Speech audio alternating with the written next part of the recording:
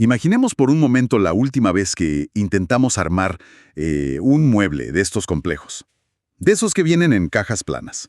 Uy, sí, un verdadero dolor de cabeza, por lo general. Totalmente. Tenemos este manual de instrucciones gigantesco sobre el suelo, lleno de diagramas súper confusos, y si una sola página de ese manual está mal impresa, o si le falta un paso minúsculo, la mesa queda completamente coja. O directamente los tornillos simplemente no encajan en ningún lado. Tal cual. Todo el sistema depende de que ese código base sea absolutamente perfecto. Pero a ver, ¿qué pasaría si en lugar de las instrucciones para una mesa de madera, estuviéramos hablando del manual de instrucciones para construir un ser vivo? Esa es una escala completamente distinta. Y aún más intrigante, ¿qué pasaría si ya no tuviéramos que conformarnos con el manual que vino de fábrica?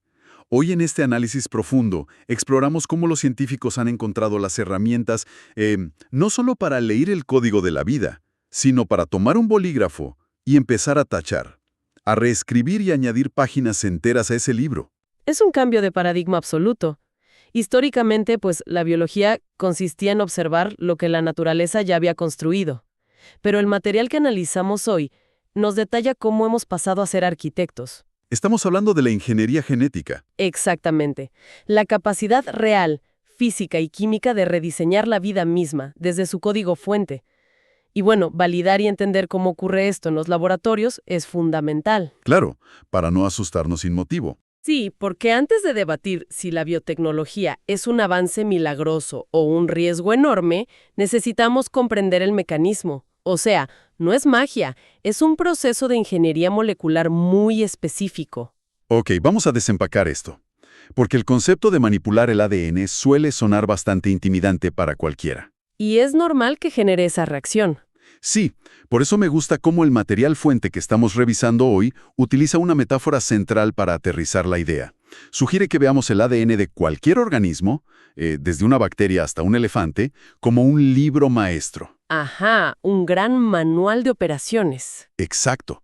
Y dentro de ese gran libro, los genes son simplemente capítulos o recetas individuales que dictan características muy específicas. O sea, una receta para el color de los ojos, otra para crear una proteína necesaria para la digestión, y así sucesivamente. O corta es en la noción de que un libro es algo estático, algo que simplemente descansa en una biblioteca. ¿A qué te refieres con estático?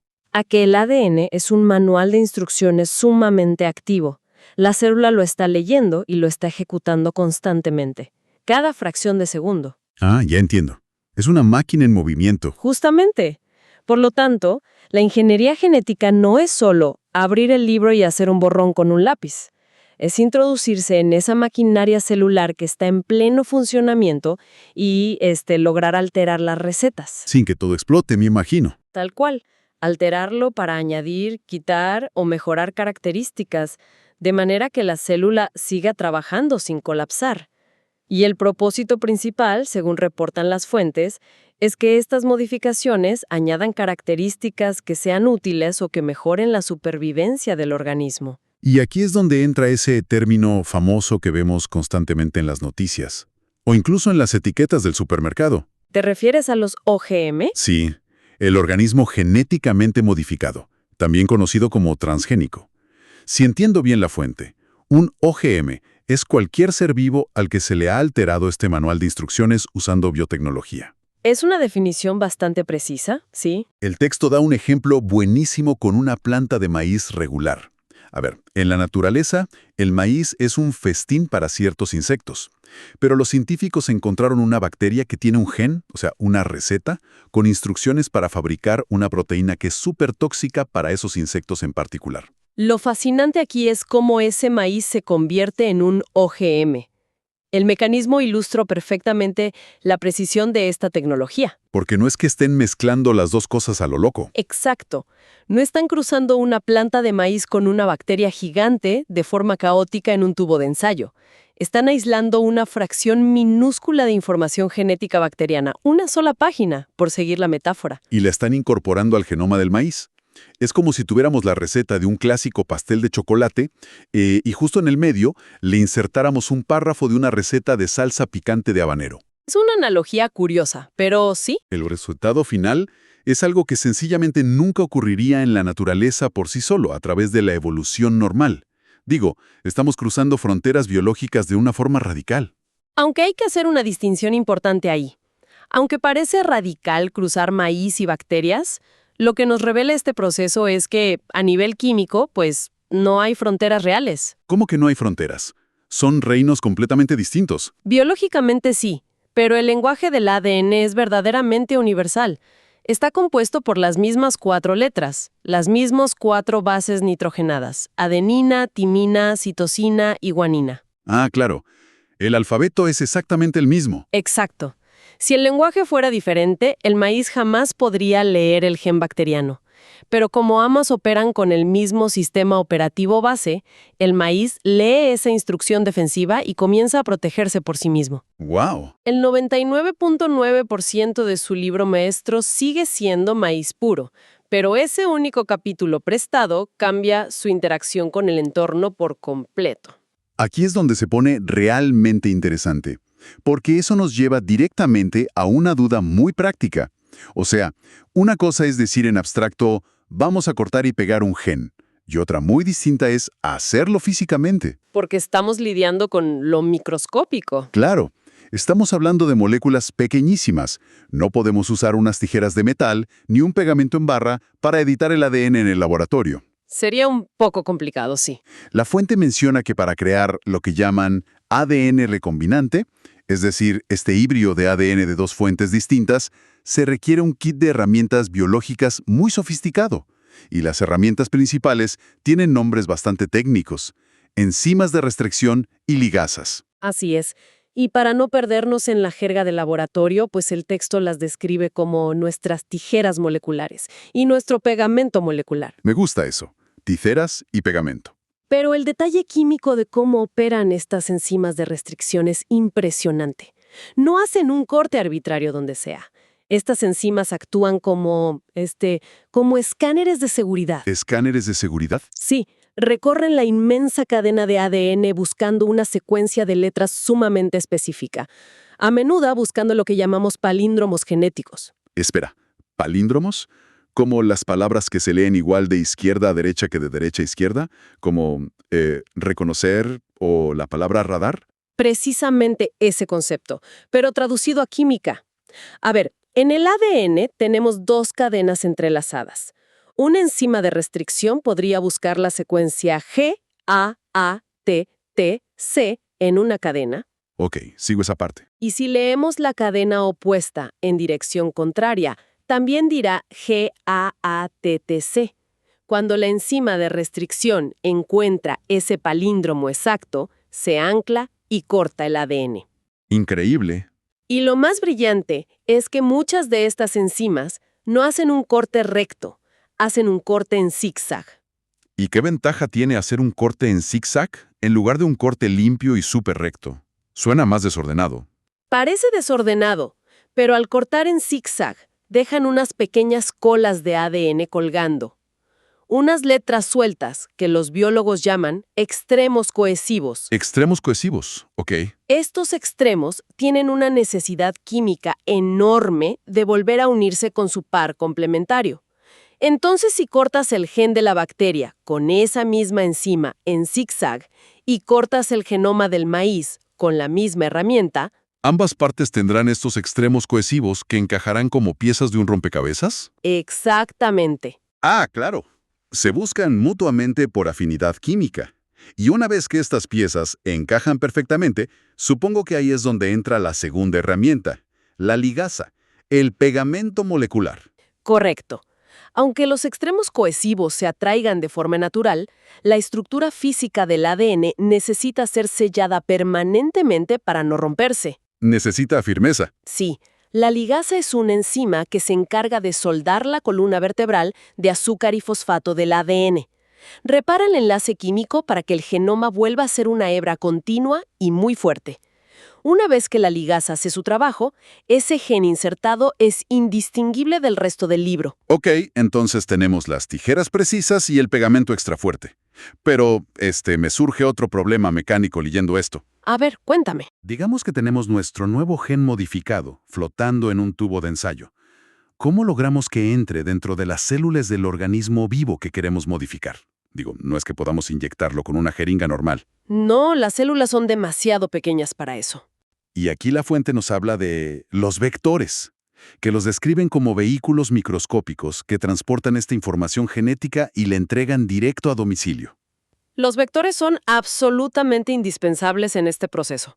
Porque, piénsalo, puedes tener la receta perfecta, pero si no tienes un servicio de mensajería para introducirle en la fábrica de la célula, pues de nada te sirve. Cierto. Las fuentes mencionan dos transportadores principales que se utilizan habitualmente, ¿verdad? Así es. El primero son los plásmidos, que son unos pequeños anillos de ADN que flotan de forma natural dentro de las bacterias. Ellas los usan en la naturaleza para intercambiar información entre sí. Y el segundo transportador que menciona el texto es, bueno, son los virus. Francamente, eso me hace mucho ruido. Es una reacción súper común. Es que la palabra virus genera una alarma instantánea. Estamos condicionados a entenderlos como patógenos, o sea, como la causa de pandemias y enfermedades horribles. ¿No resulta increíblemente arriesgado usar un virus como un camión de reparto para nuestro código genético? Como te digo, esa resistencia lógica es la primera reacción que cualquiera tiene al leer sobre vectores virales. Pero si evaluamos la biología pura de un virus y nos alejamos del miedo, su diseño tiene una lógica impecable para este trabajo. Lógica impecable. A ver. Sí, ¿qué es un virus en esencia? Es una cápsula de proteínas altamente evolucionada, cuya única misión en la naturaleza es infiltrarse en las células y vaciar su propio manual de instrucciones adentro. Son máquinas de entrega de una eficiencia asombrosa. Bueno, visto así, sí, son los mejores invasores. Pero entonces, ¿cómo evitan que el virus enferme a la célula o al paciente al que está entregando el paquete? Modificándolo previamente en el laboratorio. Los biólogos toman el virus y básicamente lo vacían. Le extraen todos los genes que causan la enfermedad y los genes que le permiten multiplicarse sin control. ¡Oh! Le quitan las partes malas. Exacto. Solo conservan la carcasa exterior, ese mecanismo de infiltración perfecto que tienen. Luego, empacan esa carcasa vacía con el gen beneficioso que acaban de editar. ¡Wow! ¡Qué inteligente! Sí, y así el virus ya no es una amenaza. Se ha convertido en una jeringa a escala nanométrica que entrega un paquete terapéutico o una mejora genética directamente en el núcleo de la célula receptora. Increíble. Pasar de ver al virus como un enemigo a verlo como una simple herramienta de mensajería cambia toda la perspectiva. Te abre un mundo de posibilidades. Y creo que para realmente dimensionar el impacto de las tijeras, el pegamento y estos mensajeros virales o plásmidos, necesitamos pasar de la teoría a algo tangible. El texto detalla un caso histórico que me parece la demostración más contundente de este poder: la creación de la insulina sintática. Ah, sí. Un clásico de la biotecnología. Porque esto ya no es modificar maíz para el campo, es algo que salva vidas humanas todos los días. El caso de la insulina es el parteaguas de la biotecnología moderna. Antes de que se dominara la tecnología del ADN recombinante en los años 70, el panorama para las personas con diabetes era complicadísimo. Me imagino. La insulina necesaria para regular su nivel de azúcar en la sangre tenía que extraerse y purificarse laboriosamente del páncreas de vacas y cerdos en los mataderos. Leí en el material que se requerían toneladas y toneladas de órganos animales solo para producir unas pocas onzas de insulina purificada.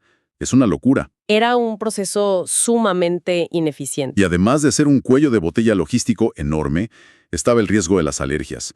Porque la insulina porcina pues no era exactamente igual a la humana. El cuerpo de algunos pacientes eventualmente la detectaba como extraña y la rechazaba. Era una crisis de suministro y de compatibilidad a punto de estallar en el sistema de salud. La solución biotecnológica, afortunadamente, fue brillante. En lugar de procesar animales, los científicos pensaron, a ver, ¿por qué no le damos las instrucciones a una bacteria para que fabrique insulina humana pura? Y aplicaron exactamente el kit de herramientas del que venimos hablando hoy. Paso por paso. Primero, identificaron el gen humano responsable de producir insulina. Luego, lo cortaron utilizando las enzimas de restricción que mencionamos. O sea, las tijeras buscaron ese palíndromo específico y aislaron la receta exacta del manual humano. Exacto, el capítulo de la insulina. Luego, tomaron un plásmido, uno de esos anillos de transporte de una bacteria Escherichia coli, o la famosa E. coli, y lo cortaron con la misma enzima de restricción. Para crear un espacio abierto con extremos cohesivos compatibles, supongo. Así es. Insertaron el gen humano en ese plásmido y utilizaron la ligasa para sellar el anillo. Ahora tenían un plásmido modificado portador de información humana real. Pero todavía tenían que lograr que la bacteria aceptara ese anillo modificado, ¿verdad? Porque digo, tengo el plásmido en un líquido por acá y la bacteria por otro lado. ¿Cómo cruza el umbral? Excelente pregunta. Para que la bacteria incorpore el plásmido, se emplea un proceso llamado transformación. Usualmente esto involucra someter a las bacterias a cambios bruscos de temperatura. Un cambio de temperatura. Sí, un choque térmico corto que hace que la pared exterior de la bacteria se vuelva porosa por un breve instante. Es una ventana de tiempo muy pequeña, donde los plásmidos logran escabullirse hacia el interior celular antes de que la pared vuelva a sellarse. Entonces, ¿qué significa todo esto? Básicamente, una vez que la bacteria se recupera del choque y lee su nuevo manual de instrucciones, ocurre la magia. Químicamente hablando, sí. Al leer su propio código, se topa con esta nueva receta insertada, y sin distinguir que originalmente le pertenecía a un humano, simplemente obedece el código químico y comienza a fabricar insulina. Estamos reprogramando bacterias comunes para convertirlas en diminutas fábricas farmacéuticas microscópicas. Es una excelente forma de describirlo. Y el factor multiplicador es lo que hace que esto sea tan revolucionario a nivel industrial. Una bacteria E. coli se divide y se duplica aproximadamente cada 20 minutos, en condiciones ideales. Es súper rápido. De una bacteria pasamos a 2, de 2 a 4, y así sucesivamente de forma exponencial. Al colocar estas bacterias modificadas en grandes tanques de fermentación, en cuestión de días se tiene un ejército microscópico. Miles de millones de células funcionando y produciendo. Y luego simplemente se recolecta la insulina. Sí, se recolecta, se purifica y lo que se obtiene es insulina humana real, idéntica a la que produciría nuestro propio páncreas. Es una maravilla de la eficiencia científica. Y si analizamos las implicaciones, esto nos abre una puerta gigantesca. Si podemos hacer que un microorganismo imprima medicamentos humanos vitales, ¿qué más estamos reescribiendo? Las aplicaciones son vastísimas. La fuente enumera aplicaciones prácticas actuales que van mucho más allá de la farmacia de la esquina, impactando a nivel global en múltiples áreas, empezando, por supuesto, por la agricultura, que ya mencionamos brevemente. Claro, con el caso del maíz. Sí, pero el texto no se limita a plantas que resisten plagas. Habla también de la creación de cultivos capaces de sobrevivir a sequías severas. Y hay que entender que la resistencia a la sequía es un desafío de ingeniería genética mucho más complejo que simplemente añadir un gen tóxico para un insecto. Requiere insertar o activar redes enteras de genes que regulan cómo la planta retiene agua. Es un nivel de modificación más profundo. Por ejemplo, modificando los estomas, que son los pequeños poros que están en las hojas de las plantas, para que se cierren más eficientemente ante la falta de lluvia, o fomentando que desarrollen un sistema de raíces mucho más profundo y agresivo para buscar humedad. Es, literalmente, rediseñar la arquitectura fisiológica de la planta para asegurar la producción de alimentos en un planeta con un clima cada vez más extremo. Súper necesario hoy en día. Otra área de impacto masivo que resalta la investigación es el medio ambiente. El concepto de la biorremediación. Ese es un campo fascinante. La idea de desarrollar bacterias genéticamente modificadas diseñadas específicamente para limpiar desastres ecológicos, como derrames de petróleo crudo en el océano o fugas de residuos químicos tóxicos. Es como desplegar un equipo de conserjes microscópicos con superpoderes de limpieza profunda para que arreglen los desastres industriales que hemos causado. El término técnico para esos conserjes son bacterias hidrocarbonoclásticas. Trata de decir eso 3 veces rápido. Sí, es un cravalenguas, pero mira, ya existen en la naturaleza cepas que consumen componentes del petróleo. Sin embargo, mediante la ingeniería genética, los laboratorios pueden potenciar su apetito y su resistencia a toxinas ambientales severas. Les dan como un turbo. Algo así. Al modificar sus genes, estas bacterias producen enzimas más eficientes que logran romper las largas y súper complejas cadenas de hidrocarburos del crudo, transformando una sustancia tóxica en compuestos simples e inofensivos como agua y dióxido de carbono. Es una herramienta poderosa para acelerar la recuperación de ecosistemas que, de otra forma, pues tardarían décadas en sanar. Y, por supuesto, está la aplicación más directa a nosotros mismos, la medicina de precisión y la terapia génica. Que es la frontera más avanzada. Ya no se trata solo de usar bacterias para fabricar un medicamento externo que luego nos inyectamos, como la insulina.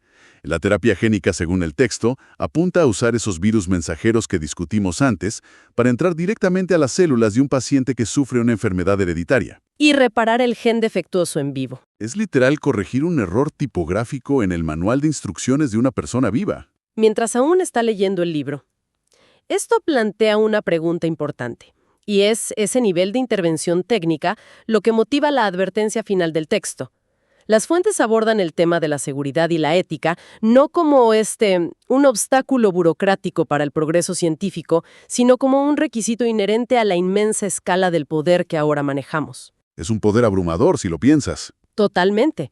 Las fuentes reportan que, al poder saltar las barreras evolutivas tradicionales con esta biotecnología sin precedentes, existe una dualidad intrínseca. Una moneda de dos caras. Tenemos, por un lado, una vía clarísima para erradicar patologías genéticas devastadoras y solucionar crisis alimentarias mundiales. Pero por otro lado, esto requiere un rigor absoluto en las regulaciones y ensayos de laboratorio para anticipar cualquier efecto secundario imprevisto. Tanto en nosotros como en el planeta. Así es. Ya sea en un ecosistema que recibe una nueva semilla modificada o en el genoma a largo plazo de un paciente de terapia génica. La ciencia y la responsabilidad civilis, según apuntan los análisis, tienen que marchar exactamente al mismo ritmo. Es el peso inevitable de sostener el bolígrafo con el que escribes el libro de la vida. Y creo que eso nos ayuda perfectamente a recapitular el inmenso terreno que hemos cubierto en esta exploración detallada de hoy. Ha sido un viaje denso pero necesario. Empezamos desmitificando el ADN, viéndolo no como un concepto abstracto e intocable, sino como un manual de código operativo. Aprendimos cómo los biólogos descubrieron y aprovecharon herramientas de la propia naturaleza, o sea, estas enzimas de restricción que funcionan como escáneres y tijeras, y las ligasas que actúan como pegamento, para editar ese código. Las herramientas fundamentales. Vimos cómo los plásmidos y los virus, a menudo vistos simplemente como amenazas, han sido reprogramados en el laboratorio para ser los mensajeros perfectos. Y exploramos cómo esta danza molecular microscópica tiene resultados súper tangibles y masivos. Con un impacto real hoy en día. Desde la insulina que salva a millones, hasta cultivos blindados contra el clima extremo y la asombrosa promesa de corregir enfermedades hereditarias desde su raíz. Y el hilo conductor subyacente que las fuentes revelan en todo este análisis es la profunda interconexión de la vida en nuestro planeta. O sea, si una bacteria puede leer un gen humano o si una planta puede asimilar información de un microorganismo de forma exitosa, es porque compartimos una arquitectura fundacional común. Un solo idioma biológico. Conocer los fundamentos, las tijeras, el pegamento o los vectores, es la única manera de entender verdaderamente las herramientas que están moldeando ya nuestro presente, no solo el futuro. Y precisamente por eso, la biotecnología ya no es ciencia ficción especulativa de películas. Es nuestra realidad actual, en la farmacia, en los campos de cultivo y en la medicina clínica. Está en todos lados. Para cerrar la exploración detallada de hoy, para quienes nos escuchan, hay una reflexión que surge de todo este análisis, pero que nos invita a mirar un paso más hacia el horizonte. El texto habla de la terapia génica para corregir genes defectuosos y menciona esta capacidad de modificar organismos para mejorar su supervivencia. Ajá. Es muy fácil encontrar un consenso ético cuando el objetivo claro es aliviar el dolor o curar una condición humana debilitante. Pero, a ver, si ya dominamos la mecánica para editar el libro de la vida y borrar enfermedades, ¿dónde trazará eventualmente la humanidad la línea entre curar un defecto genético y mejorar características humanas simplemente por una preferencia estética, inteligencia o rendimiento físico superior? Es una línea muy delgada. Volviendo al ejemplo del mueble de madera del principio. Una cosa es corregir el manual para que la mesa no se derrumbe, y otra muy distinta es querer reescribir las instrucciones porque de repente decidimos que queremos que la mesa tenga alas. Es un capítulo verdaderamente fascinante de nuestra historia, y apenas estamos escribiendo las primeras palabras. Un cuestionamiento fundamental sobre los límites de nuestra propia arquitectura, y sin duda el punto exacto para continuar la conversación y la reflexión a futuro. Hasta la próxima inversión en el conocimiento.